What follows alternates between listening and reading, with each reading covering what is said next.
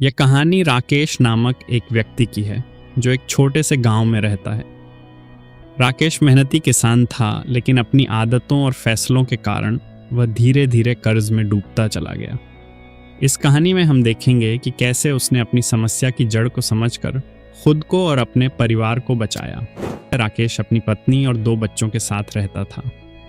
वह खेती करता था और आमदनी ठीक ठाक थी, लेकिन धीरे धीरे उसने छोटी छोटी चीज़ों के लिए उधार लेना शुरू कर दिया। कभी त्योहार पर कपड़े, कभी शादी के लिए गहने, तो कभी खेती में नुकसान के कारण। हर बार वह सोचता, थोड़ा सा कर्ज है, बाद में चुका दूंगा, लेकिन यह थोड़ा थोड़ा करके बड़ा पहाड़ बन गया। गांव के साहूकारों का दबाव बढ़ने लगा। राकेश दिन रात परेशान रहने लगा। एक रात राकेश ने अपनी पत्नी से कहा, मैं मेहनत करता हूँ, फिर भी हमारी हालत सुधरने के बजाय बिगड़ती जा रही है। ऐसा क्यों? पत्नी ने कहा, हम मेहनत तो कर रहे हैं, लेकिन हमारी समस्या की जड़ को नहीं समझ रहे। यह सुनकर राकेश सोच में पड़ गया। वह समस्या की जड़ को समझने के लिए गांव के सबसे बुद्धिमान व्यक्ति बाबा धीरेंद्र के पास गया। बाबा धीरेंद्र ने राकेश से कहा, समस्या की जड़ खोजने के लिए पहले अपने खर्चों और आदतों पर ध्यान दो। बाबा ने उसे एक कागज़ दिया और कहा, 1 हफ्ते तक अपनी हर कमाई और खर्च लिखो, फिर बताओ कि कहाँ समस्या है।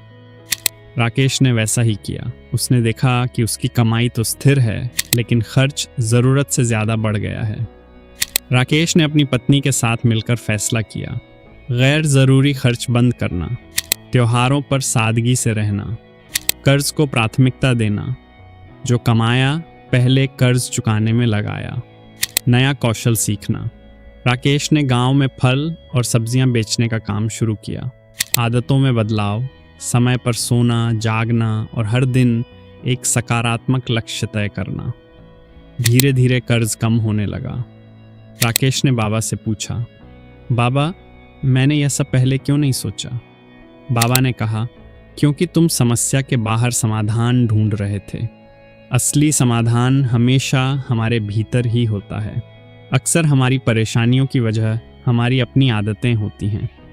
छोटे कदम उठाएं, बड़े बदलाव धीरे धीरे ही आते हैं। साहस और धैर्य रखें। कठिन समय में संयम ही हमारी सबसे बड़ी ताकत है।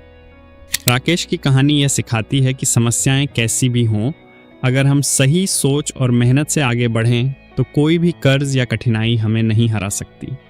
आपकी समस्या का समाधान आपकी सोच में छुपा है।